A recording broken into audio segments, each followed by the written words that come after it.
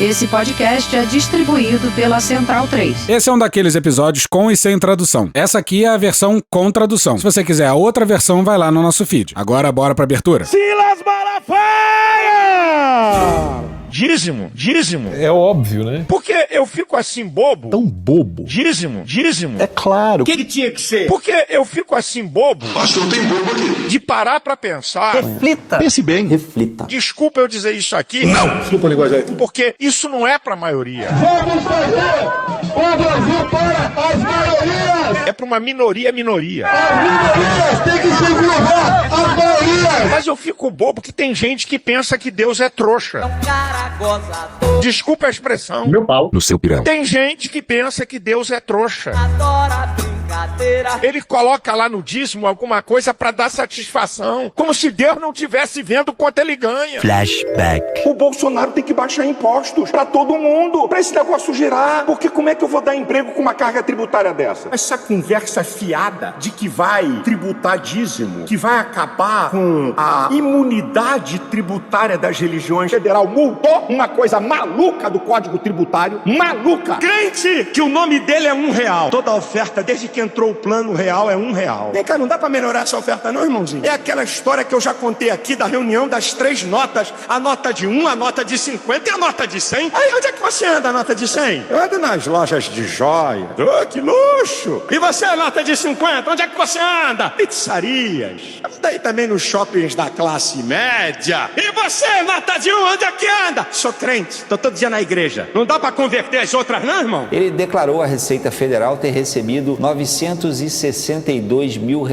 apenas no ano de 2018. Malafaia atribuiu a renda diretamente à igreja. End of flashback. Ele pensa que pode enganar Deus. A pior coisa é isso. O cara vai lá, hipoteticamente, o cara tinha que dar um dízimo de R$5.000. Aí ele vai lá e bota R$1.000 pra dizer que tá dando dízimo. Tinha que dar dízimo de R$10.000. Aí ele bota lá R$2.000 pra dizer que tá dando dízimo. Olha, pastor vai ver que meu nome tá lá, então eu tô dando dízimo. Não mente não, cara. Olha quem está falando. Tu tá mentindo pra Deus. É uma hipocrisia generalizada. Tu tá mentindo pra igreja. Você tá falando sério? Tu tá enganando a noiva de Cristo, que é a igreja. Isso é real? É real. Não faça isso não. Não faça isso não. Seja fiel em tudo que você recebe. Olá, eu gosto de dinheiro. Todo o lucro da tua empresa. Quem é que não gosta de dinheiro?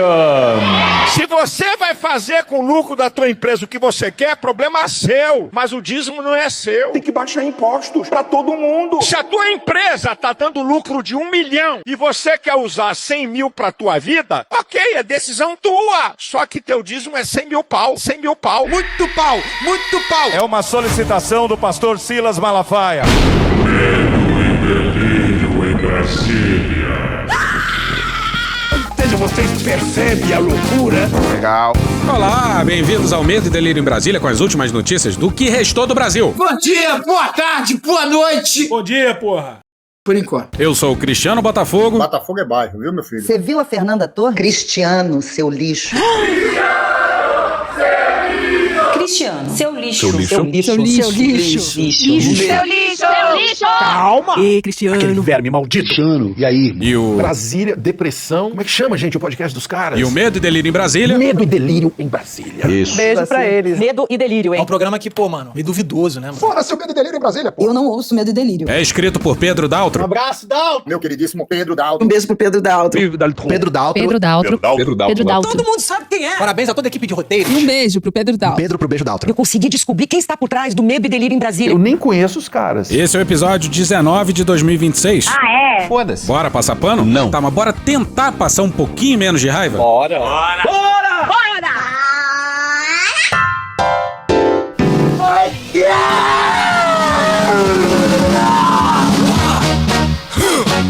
Yeah. What? Absolutely nothing. Antes de começar, 4 avisos rápidos. Melhor forma de apoiar o Medo e Delírio é Pix recorrente no medodelirioembrasilha@gmail.com. Festa do Medo e Delírio em Belo Horizonte, na Autêntica, no dia 28. Festa em Brasília, na Infino, no dia 18 de abril. Você sabia que você pode anunciar no Medo e Delírio? Escreve pra gente no medoedelirioembrasilha@gmail.com. Pronto, era isso. Começando com uma errata. Começou mal. A gente falou que o Pazuello era senador e não, ele é deputado federal. Pega no meu pau. Pronto, era isso. Tamo de volta, senhoras e senhores, e infelizmente a gente precisa falar da guerra. A guerra! E é guerra religiosa mesmo. Nós convocaremos a guerra santa! Uma guerra do bem contra o mal. Porque é uma luta do bem contra o mal. Isso não tem a ver só com o governo teocrático de Teherã, não, hein? Ei, fodendo! This is a religious war. Essa é uma guerra religiosa. Peraí, bicho. This is a religious war. E nós estamos em uma batalha do bem contra o mal. This is a religious war. Esse aí é o senador Lindsey Graham, uma das grandes lideranças do Partido Republicano nas últimas décadas. E, de longe, o maior entusiasta da guerra. O que enfrentamos agora é um momento decisivo que definirá o futuro do Oriente Médio pelos próximos 1000 anos. Essa luta não é contra homens e mulheres, é contra potestades e principados. E bora com o inacreditável e muito religioso secretário de Defesa, o Pete Hegseth. Secretário de Defesa não, secretário da Guerra. Mudou o nome dessa merda. Vou encerrar com a escritura, buscando força no Salmo 144. Essa historinha de Estado laico não! É Estado cristão! Bendito seja o Senhor, minha rocha, que adestra minhas mãos para a guerra e meus dedos para a batalha. General de guerra é o Senhor. Jesus Cristo é o Senhor. Não admito. Jesus Cristo é o Senhor. Não, Jesus Cristo é o Senhor. Não, Jesus Cristo é o Senhor. Ele é o meu Deus de amor e a minha fortaleza, meu alto refúgio e o meu libertador. O meu escudo em quem me refugio. Jesus mandou amar. Jesus não mandou armar. Porra, caralho, porra. Que o Senhor conceda força inabalável e refúgio aos nossos guerreiros, proteção inquebrável a eles em nossa pátria e vitória total sobre aqueles que procuram prejudicá-los. Amém. Deus abençoe nossas tropas e essa missão. E ó, não é só discurso pra imprensa não, é pras tropas também. Enquanto a guerra dos Estados Unidos e de Israel contra o Irã continua, comandantes militares americanos têm supostamente invocado retórica cristã e extremista sobre o fim dos tempos bíblico, Mata todo mundo! vendendo o conflito às tropas americanas como uma guerra santa.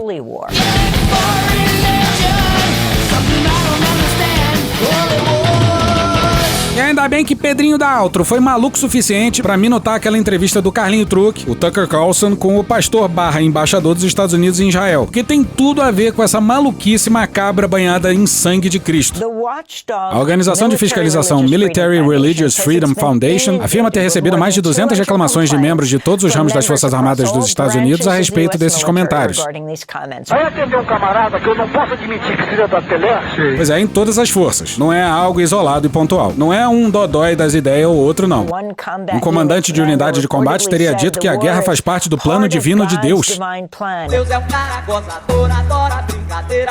E que, abre aspas, o presidente Trump foi ungido por Jesus para acender o sinal de fogo no Irã, para causar o Armagedon e marcar seu retorno à Terra, fecha aspas.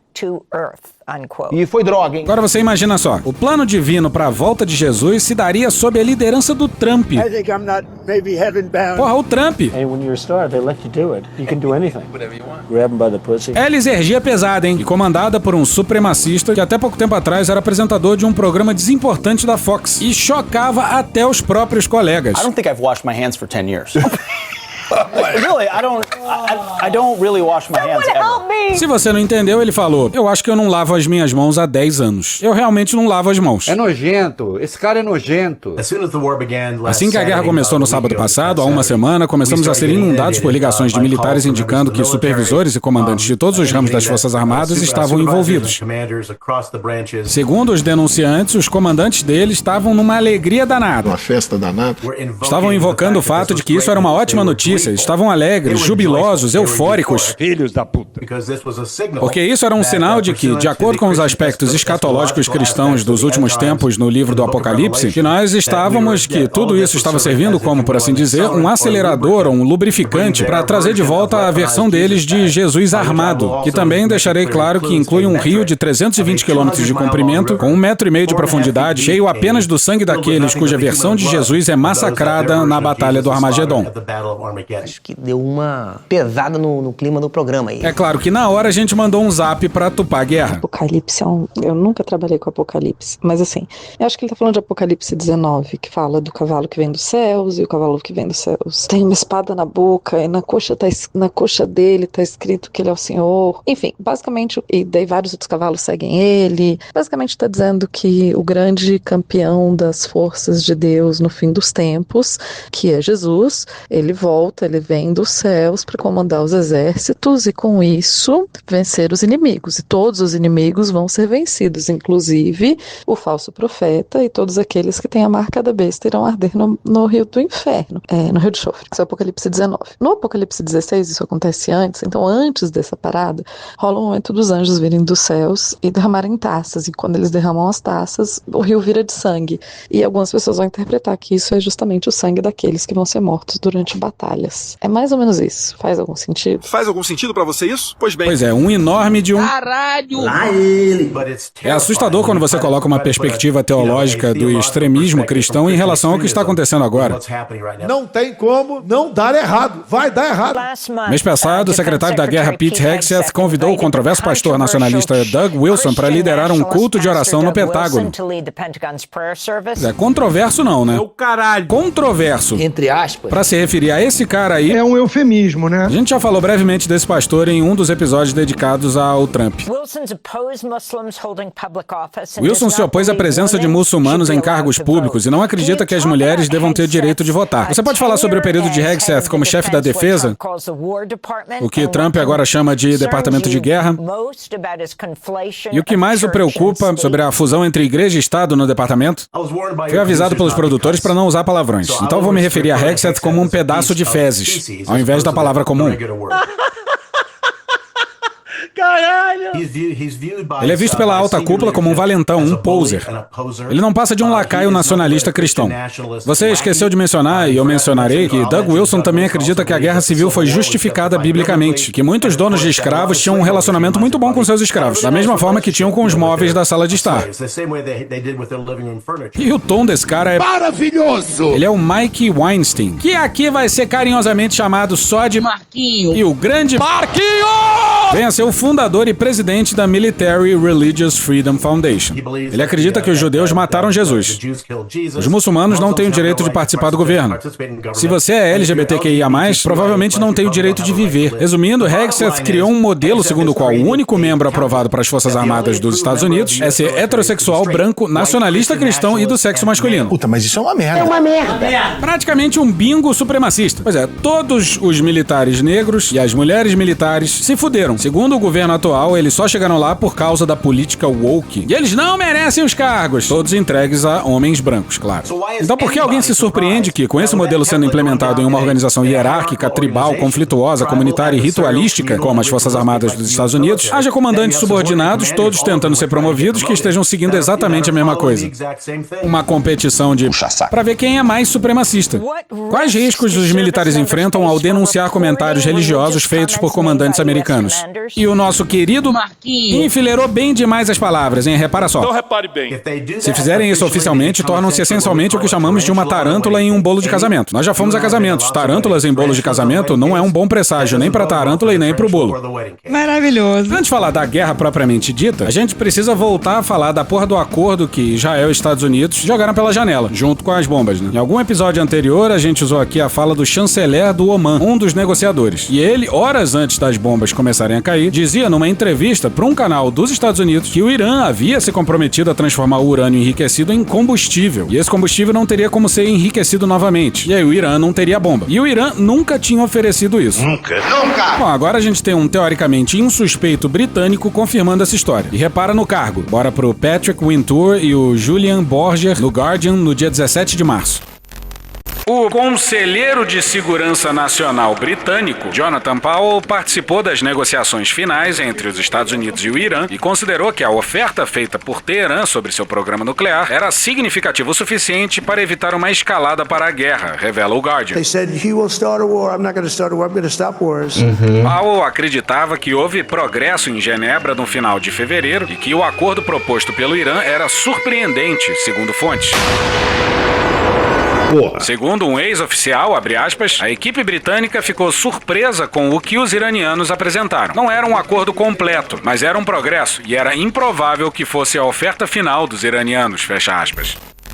Netanyahu não deu chance à oferta final, claro. E 2 dias antes do tal encontro, ele deu início ao ensaio para uma terceira guerra mundial. O Reino Unido não encontrou evidências convincentes de uma ameaça iminente de um ataque com mísseis iranianos contra a Europa, ou de que o Irã pudesse obter uma arma nuclear. E sabe quem concorda com os britânicos? Não sei. Fala logo, porra. Calma. O governo dos Estados Unidos. Mas agora o ex-chefe encarregado dos esforços de contra-terrorismo contesta isso. Em uma postagem nas redes sociais anunciando a sua renúncia, Joe Kent diz que o Irã não representava qualquer ameaça iminente à nossa nação. Falando sério? E alega que o presidente foi arrastado para a guerra por Israel. Trump diz que está feliz com a saída de Kent de seu governo.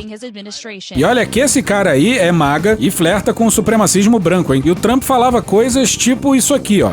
O Irã era uma ameaça. Todos os países perceberam a ameaça que o Irã representava. A questão é se queriam ou não fazer algo a respeito disso.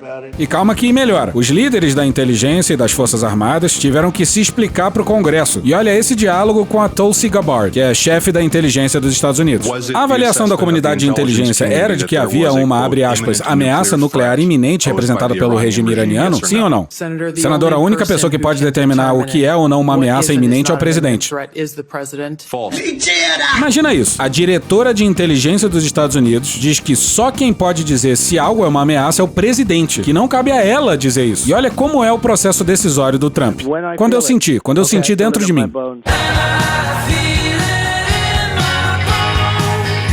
Densitometria óssea. E vamos relembrar o que o Trump dizia no começo da guerra. Eles iam dominar o Oriente Médio. Drama. Iam destruir Israel com suas armas nucleares. Drama. Mas depois que destruímos seu potencial nuclear, seu potencial de arma... Eles começaram a fazer mísseis, milhares e milhares de mísseis. Drama. Faltou combinar com a sua própria diretora de inteligência, a Tulsi Gabbard, que é trumpista até o último fio de cabelo, hein? Em sua declaração inicial, a diretora Gabbard escreveu, abre aspas, como resultado da Operação Martelo da Meia-Noite, no verão passado, o programa de enriquecimento nuclear do Irã foi destruído. Uai, o que é isso? Não houve esforços desde então para tentar reconstruir sua capacidade de enriquecimento. Pois é, né? Os Estados Unidos foram lá e destruíram a capacidade nuclear do Irã, segundo eles próprios. Aí depois eles atacam o Irã, dizendo que eles são uma ameaça nuclear. Que porra é essa? A diretora de inteligência estava com um discurso que desmentia o Trump. E ela entregou esse discurso escrito, preparado previamente para os democratas. Mas a diretora Gabbard não leu essa parte da sua declaração durante o discurso. Mas isso é enganar. Alguns senadores democratas, percebendo essa omissão, questionaram a diretora Gabbard sobre se o Irã representava uma ameaça iminente, como havia afirmado o presidente. Essa eu quero ver. A senhora omitiu esse parágrafo da sua exposição inicial oral. Isso ocorreu porque o presidente disse que havia uma ameaça iminente há 2 semanas? Não, senhor, entendi que estava ficando sem tempo e pulei algumas partes do meu discurso. A senhora então optou por omitir as partes que podem contradizer o presidente.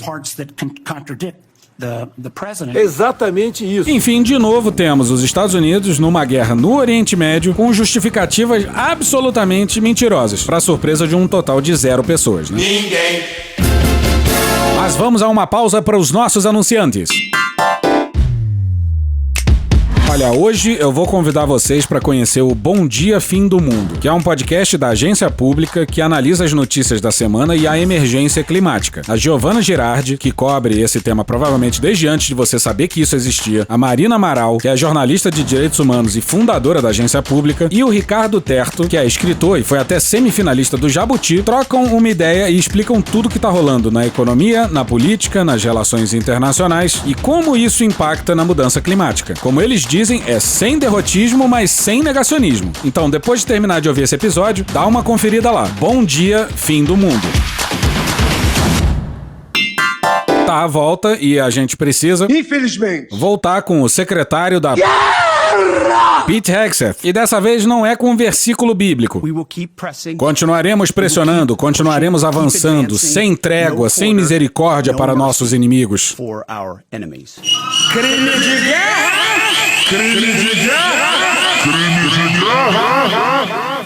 Bizarro. Pois é, senhoras e senhores, é pra matar todo mundo. Mata todo mundo. Mata todo mundo. Mata todo mundo. E em nome de Deus, é claro. A guerra santa. E fanáticos religiosos são os iranianos, hein? Fode, porra!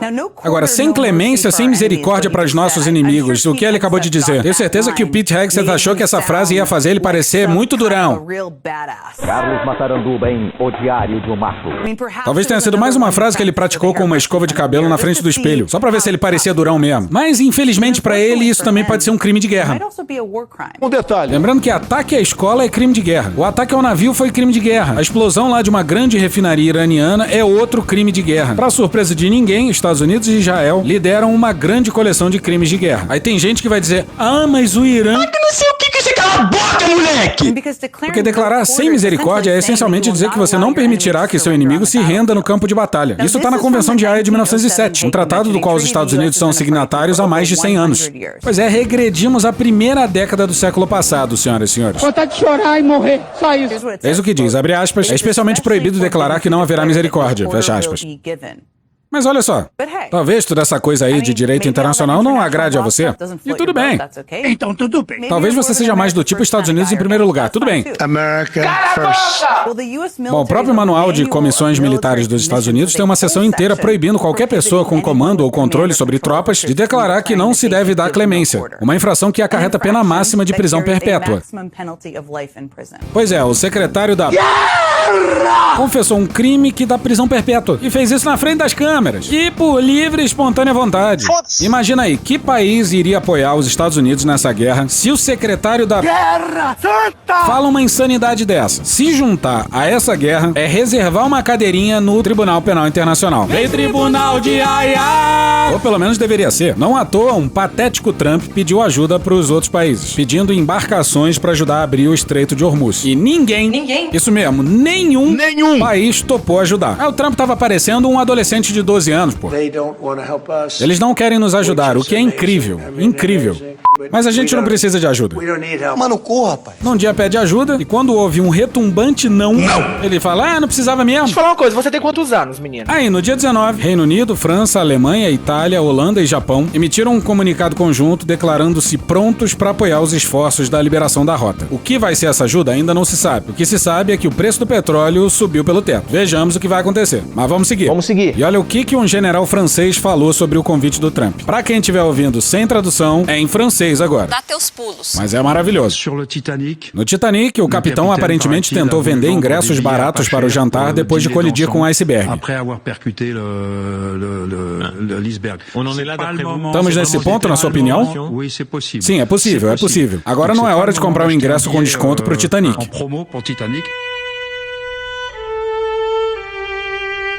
Mas bora voltar com o Pete Hegseth, porque tá gostoso demais. Mas lembre-se que Pete Hegseth se opôs publicamente às convenções de Genebra. Caralho, Marquinho. Ele tomou medidas para demitir ou transferir muitos dos advogados militares encarregados de garantir que as Forças Armadas dos Estados Unidos cumpram as leis de guerra. Mas que filho da puta, olha aí, veja você. E ontem mesmo a revista Atlantic noticiou que Hegseth propôs uma reformulação implacável da forma como esses milhares de advogados operam sob seu comando. Hegseth também se recusou a divulgar publicamente o vídeo de um suposto ataque duplo no Caribe, que alguns advogados militares dizem ter violado as leis da guerra.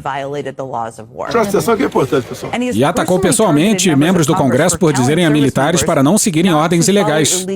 Ordens absurdas não se cumprem. Ordens como, por exemplo, não dar misericórdia aos inimigos. No primeiro mandato do Trump, até tinha uns reacionários minimamente racionais no entorno do presidente. Nesse segundo mandato, é a nata da vileza e da loucura. E ao que parece, o Trump ainda está completamente senil. E são esses caras que têm o maior arsenal militar do mundo, a um botão de distância. Vamos seguir. Um general foi questionado em pleno Congresso dos Estados Unidos sobre o chefe ter inusitadamente confessado um crime de guerra. Ouvimos o secretário de Defesa falar esse final de semana sobre sem clemência, sem sobreviventes.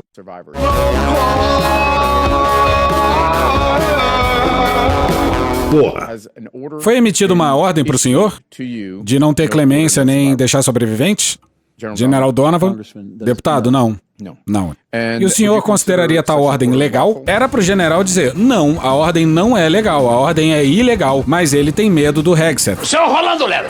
Deputado, eu sou pessoalmente responsável por defender os princípios fundamentais da necessidade, distinção, personalidade e humanidade. Essa parte é uma pergunta bem básica.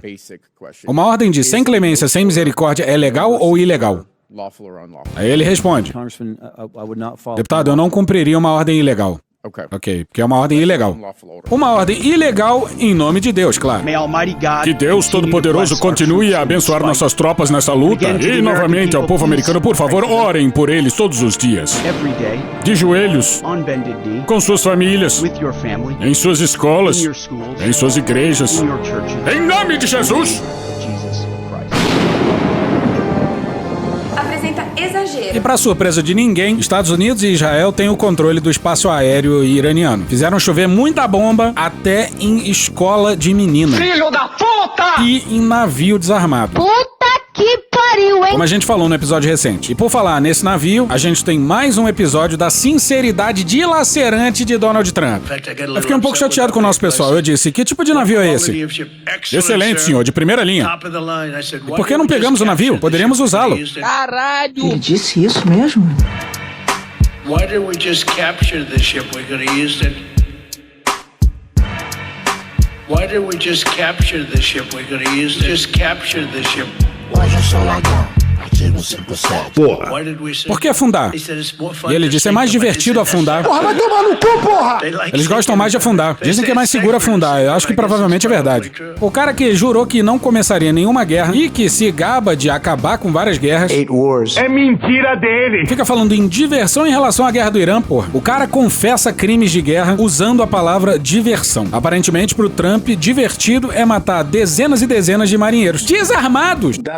Era um navio de treinamento da Marinha iraniana, convidado pela Marinha indiana para participar de um exercício. Foram lá como convidados dos indianos para participarem de um exercício.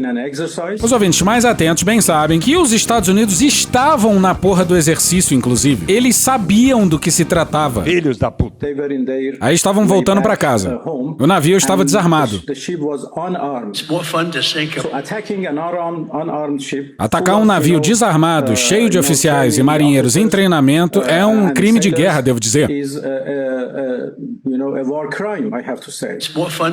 Moralmente abominável. E uma estupidez tática. Eles bombardearam um submarino e deixaram os marinheiros se afogar. E como a gente falou no episódio recente, nem os nazistas fizeram isso na Segunda Guerra Mundial, aparentemente. Até os nazistas resgatavam pessoas da água. É uma retórica insana.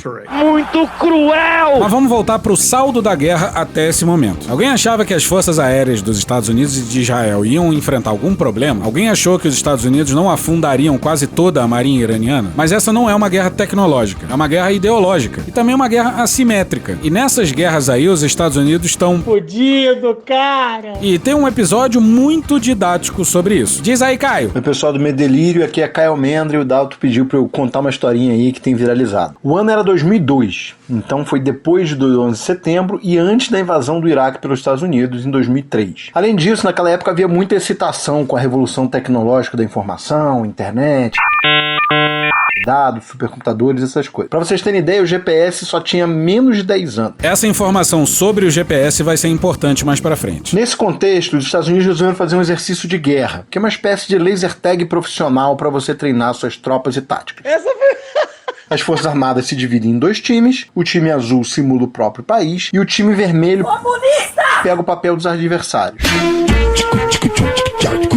Além disso, tem os juízes, que são chamados de células brancas. O nome desse exercício, para quem quiser ler melhor sobre ele, é Millennium Challenge 2002 e foi um dos maiores exercícios militares da história. Custou cerca de 250 milhões de dólares. Caralho! O cenário era uma possível guerra no Golfo Pérsico contra um inimigo muito parecido com o Irã. O time azul, os Estados Unidos, deveriam testar uma nova doutrina de guerra, que era usar supercomputadores, satélites, GPS, cérebros atômicos para destruir, programados para destruir, comunicação. Não fala nem recebe chamado. O pessoal cadeia de comando e assim paralisar o país adversário. Só que o time vermelho era comandado por um general aposentado chamado Paul Van Hipper, que era um veterano do Vietnã. E ele odiava toda essa história. Odeio. Achava uma nerdice do caralho. Chato pra caralho. Coisa de consultor engravatado que nunca ia dar certo numa guerra de verdade. Acertou, miserável. Bem, quando o jogo começou, o time azul mandou um ultimato. Renda-se. Pega aí, qual é? Aí não. Não fazia nenhum sentido, porque era a porra de um jogo de guerra. Ninguém ia responder o ultimato dizendo me rendi, para o jogo de guerra aí, vamos pra casa tomar cerveja. É uma boa ideia. Era só uma tentativa de fazer o time vermelho ligar o rádio e aí localizá-los a partir do rádio e acertar todos. Ah, agora eu entendi. O Van Hipper percebeu e mandou desligar tudo. Nada de rádio, nada de celular. Comunicação só com mensageiros em moto e sinais de luz. E malandro é malandro, mané. Aqui vale ler uma notícia do dia 2 de março da CNN Brasil. Abre aspas. Milhões no Irã estão sem internet há 48 horas. Fecha aspas. Ou seja, desde o começo da guerra, o Irã fez a mesma coisa. Desligou completamente a internet para ninguém ser localizado. Sem rádio, sem internet, o time azul ficou no escuro. Não achava o inimigo, não sabia onde tinha que atirar. Ainda assim, a tropa azul resolveu entrar no Estreito de Hormuz. Sou ousado! Então a frota azul entrou no Estreito de Hormuz e foi surpreendida. Ao invés de usar navios tradicionais, grandes e fáceis de achar, Van Hipper usou centenas de barcos pequenos, lanchas comuns, jet ski, barco que puxa banana boat, essas coisas. Todos armados com mísseis de curta distância, fazendo ataques quase suicidas, mas às centenas. Enquanto isso, na costa, as tropas atiravam mísseis contra os mesmos navios. Essas táticas eram parecidas com as usadas no Vietnã pelos Vietcongs, e o Van Hipper só adaptou elas para um cenário naval. O resultado foi completamente devastador. O sistema de defesa dos navios americanos não conseguiu se defender de tantos mísseis simultâneos e entrou em colapso. 16 navios teriam sido destruídos. Inclusive um porta-aviões. E 4.000 marinheiros teriam sido mortos na simulação, né? Ufa! Ninguém morre de verdade. A derrota foi tão grande que o exercício teve que ser interrompido. Não dá pra continuar, tá passando mal. Não fazia sentido continuar simulando nenhuma guerra com os Estados Unidos tendo perdido tudo. Isso deveria ser útil pra caralho, mas o orgulho do macho estadunidense não permitiria isso, né? A chamada masculinidade tóxica. Mas é aí que vem a melhor parte. Quando eles foram recomeçar tudo, eles meteram um tapetão. Mas isso é enganar. O jogo recomeçou, mas com novas regras. Mandaram o general Van Hipper parar de usar táticas criativas. Tá de sacanagem. Chegaram pro general Van Hipper e mandaram um... Para! Disseram que o inimigo precisava agir de forma previsível. Vocês estão de sacanagem! Um país no Oriente Médio nunca usaria táticas tão sofisticadas. Fogo nos racistas. Van Hipper ficou puto. Muito puto. E foi embora. A partir daí, os tais células brancas, os juízes do jogo, passaram a comandar o time vermelho, dizendo vai para essa posição aqui e espera ser derrotado, vai para aquela posição ali e espera ser destruído. O jogo virou uma espécie de teatrinho pro time azul ganhar. American exceptions are more of a myth than a reality. O problema é que o Irã divulgou um vídeo de uma base subterrânea com centenas de lanchinhas pequenas, todas armadas com lançadores de mísseis simples, que nem aqueles usados na simulação. Ou seja, os Estados Unidos pagaram 250 milhões de dólares pelos ensinamentos do general Van Hipper, ignoraram os ensinamentos completamente, se recusaram a aprender, mas deixaram um livrinho ali, Como Defender o Estreito de Hormuz. E o Irã foi lá, leu o livrinho, estudou ele direitinho e se preparou exatamente dessa forma. E não é que o Irã conseguiu essas informações via espionagem, não, hein? Tem um livro publicado sobre esse jogo de guerra aí. Aí de quebra, pela primeira vez, os Estados Unidos estão enfrentando um inimigo que tem capacidade de usar satélites para guiar os seus mísseis e drones. O Talibã não tinha isso. Os Vietcongs não tinham isso. Aí, como o próprio chanceler Marco Rubio deixou claríssimo, os Estados Unidos foram pra guerra por causa de Israel. Sabíamos que haveria uma ação israelense, sabíamos que isso precipitaria um ataque contra as forças americanas. E sabíamos que, se não fôssemos atrás deles, preventivamente, antes que lançassem esses ataques, sofreríamos mais baixas e talvez um número ainda maior de mortos. E bora para um ex-oficial e ex-negociador israelense, Daniel Levi. O Netanyahu pode estar vendo isso e pensando, sabe de uma coisa? Talvez a gente esteja perdendo os Estados Unidos. Talvez isso seja irreversível. O tal do Império em Declínio. Daqui a pouco a gente fala sobre isso. Pô, forra seu medo e delírio em Brasília, porra! E talvez eu também reconheça que os Estados Unidos não são mais os mesmos. Os Estados Unidos não vão reafirmar sua primazia. Estamos caminhando para a multipolaridade. Então sabe do quê? Como Israel, o que eu preciso fazer é extrair o máximo possível dos Estados Unidos enquanto ainda posso.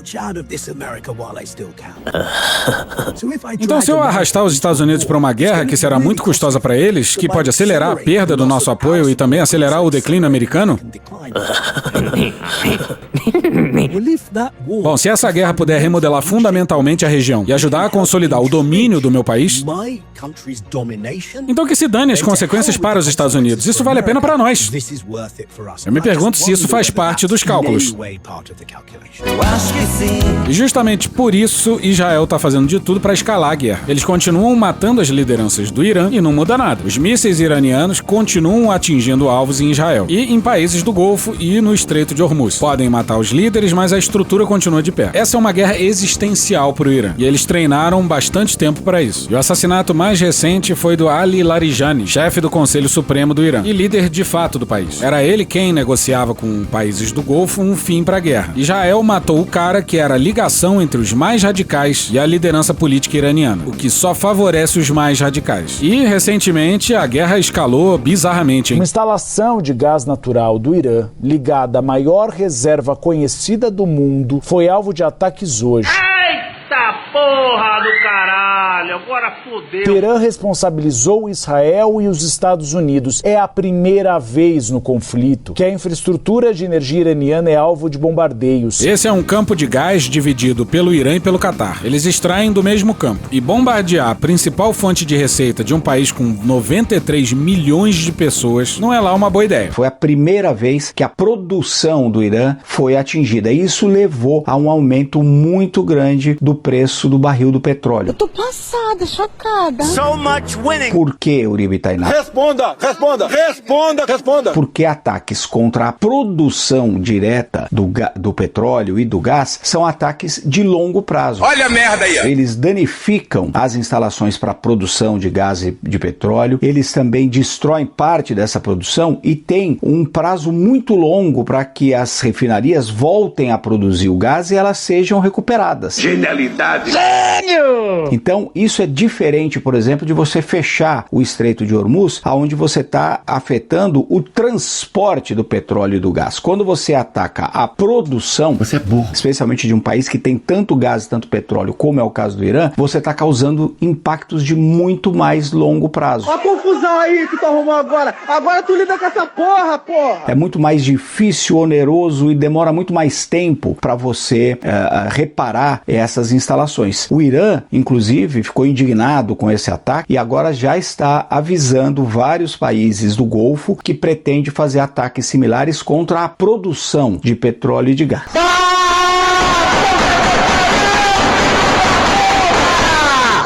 O governo do Catar, que, como eu disse, divide aí esse campo enorme de gás, o maior campo de gás do mundo, o governo do Catar chamou esses ataques de perigosos e irresponsáveis, justamente porque eles afetam a produção de gás e a produção também de petróleo. Se você continuar nessa linha de atacar os campos de produção, isso vai ter um impacto de longo prazo. E, obviamente, o Irã retrucou do lado Qatari do campo. A instalação de Ras Laffan, que é o maior complexo de exportação de gás natural liquefeito do mundo, ficou bastante danificada ao ser atingida 2 vezes durante a noite pelo Irã. O incêndio no local já foi controlado, mas o preço do gás subiu acentuadamente nos mercados atacadistas aqui do Reino Unido e da Europa, custando mais que o dobro do nível registrado antes do conflito. O Irã diz que esse ataque foi em retaliação a um bombardeio israelense ao campo de gás de South Pars, o maior campo de gás natural do mundo. E o Netanyahu nem se dá o trabalho de falar alguma coisa. O governo de Israel ainda não se manifestou com relação a esse ataque, que é uma escalada e uma escalada bastante profunda desse conflito, especialmente pelo lado econômico. E o ataque a esse campo de gás, o maior do mundo, não é pouca merda não, hein? O impacto vai ser sentido por anos no mundo todo. E quem vai se fuder com isso, claro, são os mais pobres. Palavras a seguir do Arnaud Bertrand no Twitter. O campo é quase 6 vezes maior que o segundo maior do mundo. E ao contrário de muitos outros na lista, está apenas com 10% de esgotamento, o que significa que 90% do gás ainda está lá. Isso significa que, provavelmente por muitos anos, uma grande parte do gás da maior reserva do mundo simplesmente não poderá ser extraída, já que a infraestrutura em ambos os lados do Catar e do Irã foi destruída. Do ponto de vista do fornecimento global de energia, estamos em pleno território do pior cenário possível. E tudo isso deu num post inacreditável do Trump.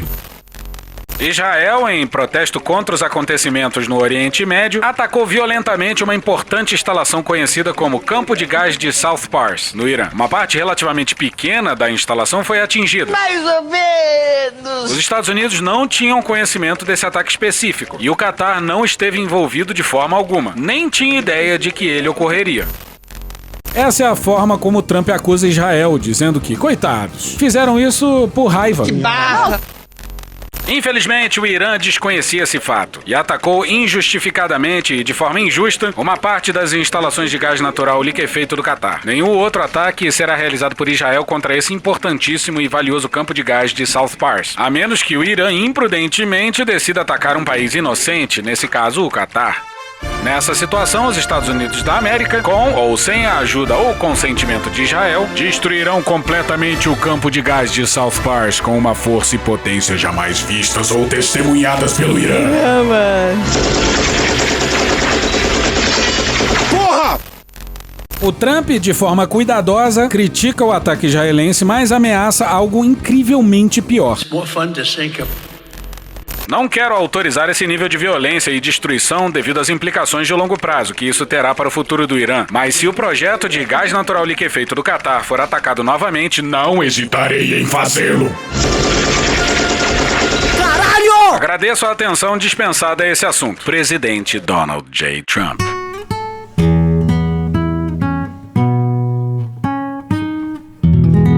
Ai, meu sobrinho aí, ó. Toca pra caralho, porra. E o revide iraniano não foi só no Catar, não. O Irã também lançou 2 mísseis contra o campo de petróleo e gás de Habshan, nos arredores de Abu Dhabi. Na quinta, o Irã atacou uma refinaria israelense em Haifa. Não é pouca merda, não. A refinaria responde por 60% do combustível de Israel. Essa é uma das 2 refinarias em território israelense. Quer dizer, território israelense é complicado, né? Vou esquecer disso jamais. Bom, periga vir aí o maior choque energético da história, o que vai deixar todo mundo muito fudido durante muito tempo. E a gente volta a dizer, o Trump ter entrado nessa guerra não faz o menor sentido. I'm a very stable genius. Nos Estados Unidos tem eleição pro Senado e pra Câmara de lá, as tais midterm elections. Já tava complicado pros republicanos sem a guerra. Com a guerra, que não tem apoio de bases importantes dentro do Partido Republicano, e com os efeitos da guerra no preço das coisas, então puta que pariu. Se você pudesse dizer alguma coisa ao presidente Trump e ele pudesse te ouvir, o que seria? Você é uma pilha de merda inútil. E votou nele quantas vezes? 3 vezes. Complicado. O que é complicado? Tudo isso aí, né? O erro foi meu. Aparentemente eu sou uma idiota. E vamos voltar pro chanceler do Oman. Ele explica como os Estados Unidos e Israel não deixam outra opção pra eles. Volta pro Arnaud Bertrand no Twitter. Ele escreve que a retaliação do Irã contra o que alega serem alvos americanos em território de seus vizinhos foi um resultado inevitável do ataque dos Estados Unidos e Israel. Ele o descreve como provavelmente a única opção racional disponível para a liderança iraniana. E olha que o Oman foi um dos alvos do Irã, hein? E ele tá certo, pô. Queriam que o Irã fizesse o quê? Se rendesse, como naquele patético exercício de guerra muito bem explicado pelo Caio Almendra? Alguém achava que o Irã ia devolver os seus campos de petróleo pra British Petroleum? Referência de velho! Procure saber!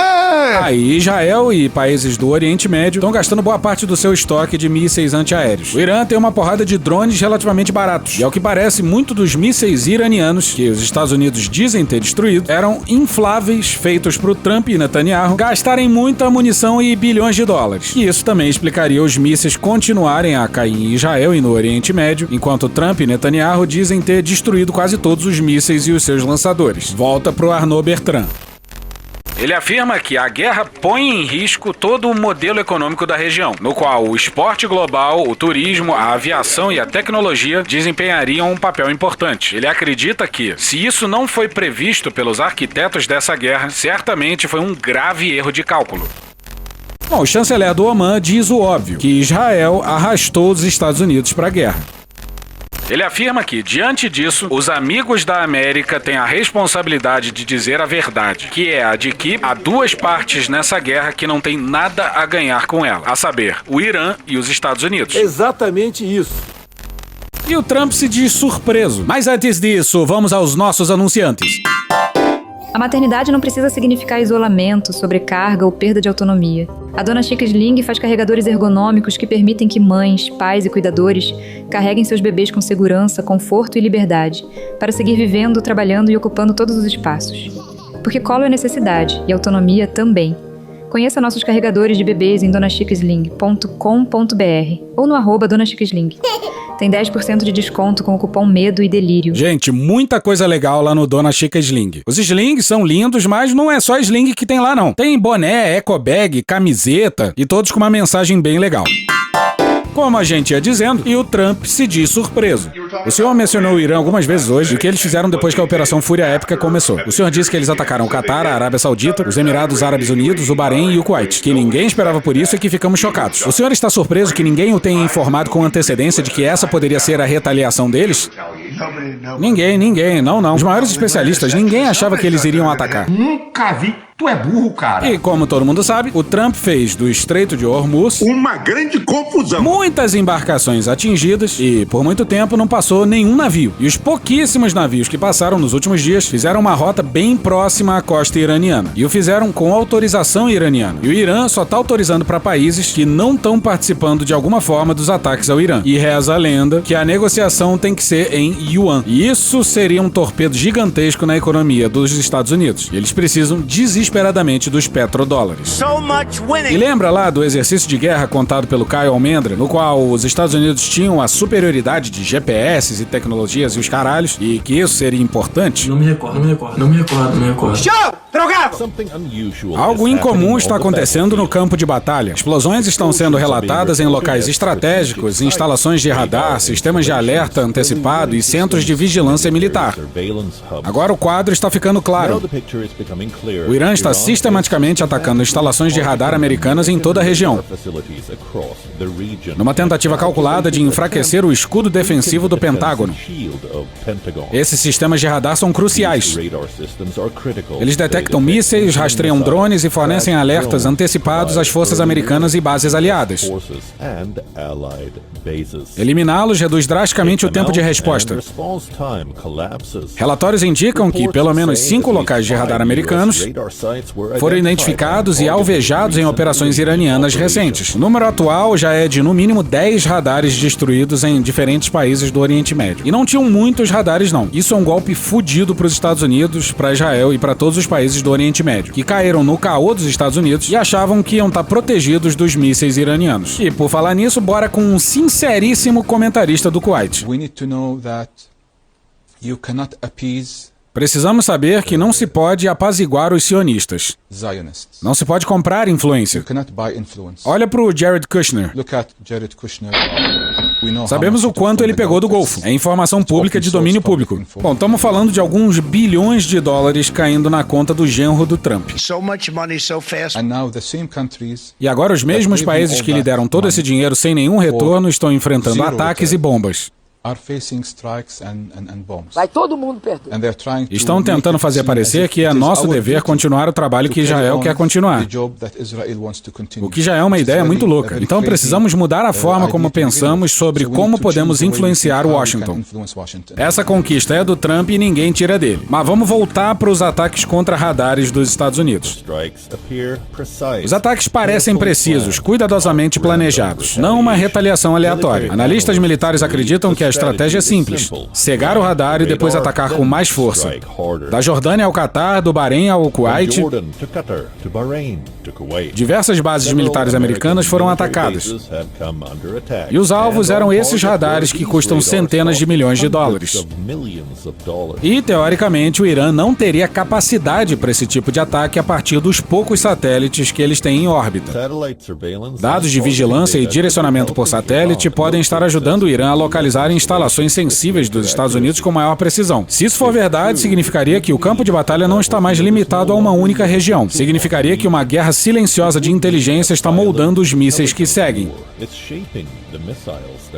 Reza a lenda que o Irã está usando sistemas de geolocalização da Rússia e da China para esses ataques. E não é fácil repor esses equipamentos. Custam muitos bilhões e demoram anos para serem feitos e entrarem em operação. E não é só isso não. O Trump se gaba de ter destruído a marinha iraniana. Mas quem está dando dando ré são os Estados Unidos. As marinhas estão obsoletas, isso eu posso afirmar. Os porta-aviões dos Estados Unidos, um deles está voltando para os Estados Unidos após um incêndio suspeito na lavanderia.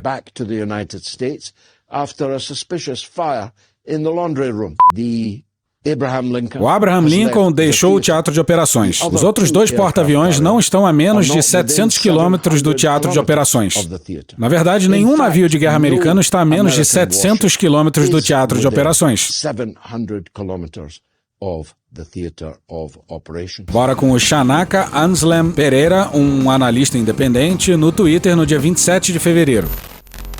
O USS Gerald R. Ford não está ancorado perto do Irã. Por que será? Está ancorado na costa de Israel. E ninguém está fazendo a única pergunta que importa. Será que Carlo Ancelotti vai convocar o Neymar? Por quê? Por quê? Por quê? Por quê? A joia da coroa da Marinha dos Estados Unidos, avaliada em 13,3 bilhões de dólares, o maior navio de guerra já construído, acaba de se posicionar perto de Haifa, não no Mar Arábico, onde o Lincoln está a 850 quilômetros da costa iraniana, pronto para operações ofensivas, não no Golfo Pérsico, onde o alcance de ataque é o ideal. Está na costa de Israel, defendendo Israel.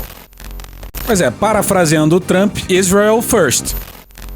Isso não é redundância, é arquitetura. 2 porta-aviões, 2 missões, 2 funções estratégicas completamente diferentes. O Lincoln é a espada, posicionado para lançar ataques aéreos no espaço aéreo iraniano poucas horas após uma ordem. O Ford é o escudo, com seus sistemas de defesa antimíssil Aegis, criando uma proteção sobre as cidades israelenses contra a retaliação que se seguiria ao primeiro míssil Tomahawk. Os Estados Unidos acabaram de dividir sua doutrina de porta-aviões em ofensiva e defensiva simultaneamente. Isso não acontecia desde o Teatro de Operações do Pacífico em 1945, mas o posicionamento revela algo mais profundo do que táticas. Quando o Irã retaliar, seus mísseis e drones voarão em direção a Israel. Eles sobrevoarão o mesmo espaço aéreo onde um grupo de ataque de porta-aviões dos Estados Unidos está atualmente estacionado. Cada míssil iraniano direcionado a Tel Aviv ou Haifa terá que atravessar o perímetro defensivo do Ford. Atirar em Israel significa atirar em, ao redor e através de um grupo de porta-aviões americano. O Irã não pode retaliar contra Israel sem envolver os recursos navais americanos. A posição do Ford torna isso fisicamente impossível. O porta-aviões não está defendendo Israel por mera liberalidade. Presta atenção que isso aqui é importante. Ele está posicionado de forma que qualquer resposta iraniana aos ataques americanos se torne automaticamente um ataque às forças americanas, desencadeando toda a força irrestrita da resposta militar dos Estados Unidos sem a necessidade de uma única decisão política adicional. Seria o sonho do Netanyahu, e periga o Netanyahu realizar ele próprio esse sonho. Isso é um seguro contra a escalada, escrito em aço e água do mar. Se a campanha se prolongar além do planejado, se as munições se esgotarem em 7 a 10 dias, se os aliados hesitarem, a posição do Ford garante que a retaliação iraniana realize o trabalho político que Washington não pode fazer sozinha. Transformar um ataque americano limitado em um ato de autodefesa que nenhum aliado pode se recusar a apoiar. Você não posiciona um porta-aviões de 13,3 bilhões de dólares, onde o fogo do inimigo o atingirá, a menos que queira que o fogo do inimigo o atinja. O Ford não está lá para impedir uma escalada. O Ford está lá para garantir que, se a escalada ocorrer, ela aconteça em termos que tornem a contenção americana politicamente impossível e a participação dos aliados politicamente inevitável. Os Estados Unidos e Israel não entendem que o seu inimigo está numa luta existencial. Bom, definitivamente é uma resposta a uma crise existencial. É uma crise existencial. É por isso que eles estão lutando, pela própria existência da República. Eles estão lutando há 47 anos, e essas pessoas já sofreram muito pelas sanções e também pela batalha. Essa é uma geração que, quando jovem, lutou em outra guerra existencial, que foi a invasão do Irã por Saddam Hussein, apoiada pelo Ocidente e financiada pelos sauditas e kuwaitianos. Durou 8 anos e o Irã sofreu horrores. Mais de 1 milhão de pessoas sofreram com os ataques com gás lançados por Saddam Hussein.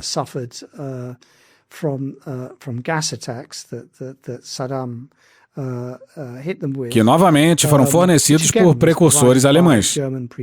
E eles sobreviveram e repeliram a invasão. E bora com o Jeffrey Sachs, porque tudo tem a ver com a Palestina. Há 30 anos, Benjamin Netanyahu, quando se tornou primeiro-ministro de Israel, com seus conselheiros americanos, lançou um projeto chamado Clean Break. A ideia de uma ruptura limpa, todos devem entender, é impedir permanentemente a criação de um Estado da Palestina ao lado do Estado de Israel. É a tática eterna de Israel: enfraquecer os seus inimigos moderados e fortalecer seus inimigos mais radicais. É um Estado suicida. Então é baseado em um crime, porque é direito internacional que precisa haver um Estado palestino ao lado do Estado de Israel. Mas o propósito da ruptura limpa era dizer: qualquer governo no Oriente Médio, norte da África ou no chifre da África que apoie a causa palestina e a resistência, nós vamos derrubar. Exatamente isso. E é por isso que há tantas guerras, porque a grande Israel, a ilusão de Netanyahu e a cumplicidade americana levaram a guerras na Líbia, Sudão, Somália, Palestina, Líbano, Síria, Iraque, Iêmen e agora no Irã. Syria, Iraq, Yemen and now Iran. Isso faz parte da doutrina. E é uma loucura. Em vez de simplesmente termos um Estado palestino ao lado do Estado de Israel, de acordo com o direito internacional, temos guerras por todo o Oriente Médio que já ceifaram centenas de milhares, provavelmente milhões de vidas e já duram 30 anos. E é isso, uma guerra alucinada empreendida por duas das figuras mais vis dessa quadra da história, Netanyahu e Trump. Com vantagem pro primeiro, hein? E tchau pra vocês. Semana que vem tamo de volta. Tchau pra vocês. Vem, pianinho! E hoje a gente fica por aqui. Muito obrigado a todas as fontes. Vocês são demais. Amamos vocês. Beijo no perinho. Thank you! Se quiser e puder, pinga um lá pra gente no apoia.se/Medo e Delírio, no patreon.com/Medo e Delírio em Brasília, na Orelo ou no Pix Medo e Delírio em Brasília@gmail.com. Porra, doação ao caralho, porra. Não tem nem dinheiro pra me comprar um jogo de videogame, moro, cara? Assina o nosso feed no seu agregador de podcast favorito e dá uma olhada nas nossas redes sociais. E também no loja.medoedelirioembrasilha.com.br. Eu sou o Cristiano Botafogo, o Medo e Delírio em Brasília é escrito por Pedro Daltro e produzido pelo Guilherme Gandolfi, @GuiFrodo nas redes sociais. Bora passar pano? Não. Mas bora passar menos raiva? Bora!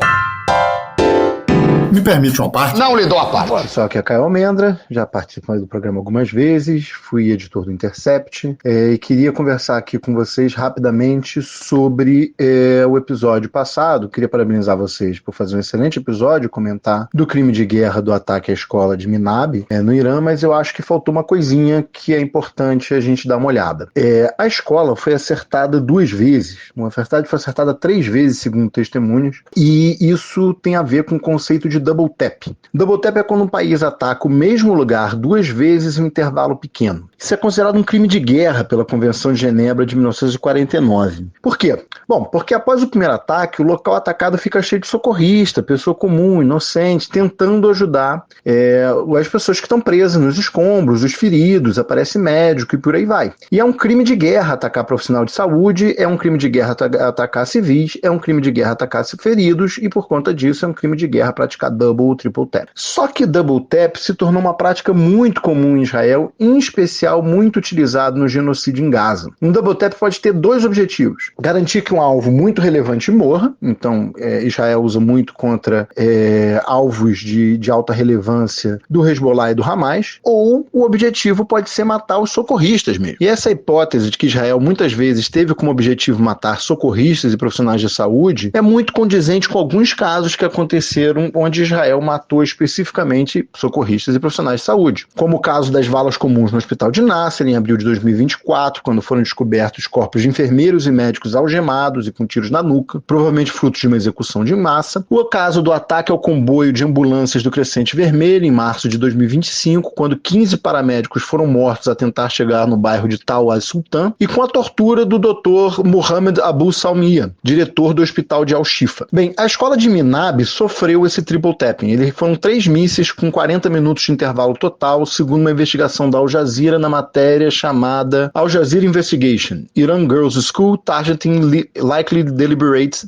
de 3 de março. Ou seja, investigação da Al Jazeera, escola iraniana de meninas, provavelmente foi um alvo deliberado. A matéria também traz elementos interessantes que nos permitem especular a razão desse ataque. É pouco provável que o double tapping tenha acontecido porque os Estados Unidos queriam muito que aquelas meninas fossem mortas. Então, o mais provável dos alvos são os socorristas. E aí a gente chega ao porquê.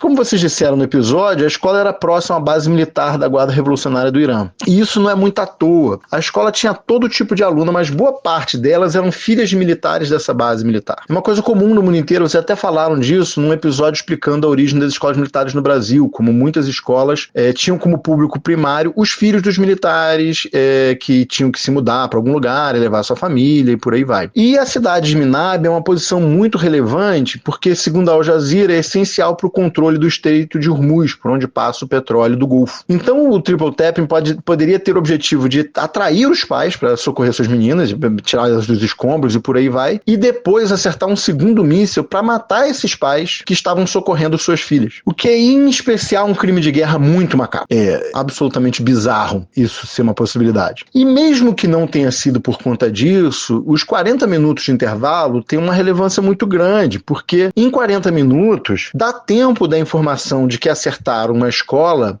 chegar ao Pentágono, chegar ao porta-aviões que realizou o ataque, ao grupo de porta-aviões que realizou o ataque. 40 minutos é tempo pra caramba, na verdade. Você sabe o que você acertou. E aí, pra fechar esse tópico, tem uma fala do Pete Hegseth sobre as regras de engajamento, ou seja, quais são as diretrizes militares dos Estados Unidos nessa guerra no Irã. E a fala dele é o seguinte: não existem mais guerras de engajamento idiotas, não haverá mais guerras politicamente corretas, não haverá mais guerras woke. Isso aí tem a ver com uma lenda dos milicos estadunidenses de que eles perderam a guerra do Vietnã porque foram bonzinhos demais, porque o pessoal dos direitos humanos chegou e por aí vai. E aí, em cima dessa lenda, a ideia era de que agora a gente vai deixar de ser um departamento de defesa, vai passar a ser um departamento de guerra, e a gente não mais vai se preocupar com essas diretrizes militares fofinhas e politicamente corretas e por aí vai, que fazem os Estados Unidos perder. Logo depois deles fazerem isso, o que eles fazem? Eles acertam uma escola de meninas para atacar a moral dos pais, que são militares. É isso, gente. Um abraço. Acabou? Não. Acabou sim. Acabou? Porra, acabou! Beijinho, sigamos com muito amor e poesia. Ouve a voz do seu períneo. A boca é um ânus da face. Varanda do pum. Lexotan não se toma na veia. Essa porra é maconha? Quando você é jovem, qualquer pessoa que tem um baseado vira seu amigo. O Bolsonaro sendo atropelado. Tô de acordo. Fazer as pessoas passarem fome. É isso. Cenoura. Mais ou menos isso. Que porra é essa aqui? É maconha essa porra? Quem fuma 200 baseados? Muita gente. Muita gente. Conversa de bêbado. Nem todo artista é maconheiro, mas todo maconheiro é um artista. Algum delírio. Presunto Parma, vamos lembrar, não é qualquer presunto. Não é proibido no Brasil transar. Antigamente as pessoas ainda coçavam a virilha, hoje nem isso coça mais. Pegue sua Toyota, empurre dentro do seu cu. Um Opalão, um Chevette, um Gol Bolinha. Vai deixar eles mijarem em cima de você? Lixo. Arrombado. Vai entrar o grosso. O grosso chegou! Ai, que dor no meu pau. Eu sou um especialista em pau. É a piroca. Ela é bastante extensa. Veja a gramatura. Você não sabe como eu ficava feliz quando eu vi um trabalhador mostrar uma pica. Também entra. Cadê os machos? Eles têm um pênis. Pistolão bonito, né? Há controvérsias. Contém ovos. Não esqueça de lavar os testículos, a virilha e o ânus. 95% da população mundial faz errado a limpeza do ânus. Os galináceos têm pênis. Tem graça esse final? Não, né? Desculpa. Espera um pouco, querido. Espera só um minuto. Só um minutinho. Estamos esperando aí. Calma, relaxa. Pronto, tá bom. Era isso? Acorda, vagabundo! Acorda! Obrigado, minha gente. Deus proteja a todos. Sejam felizes. Abraço. Deus proteja a todos. Creu.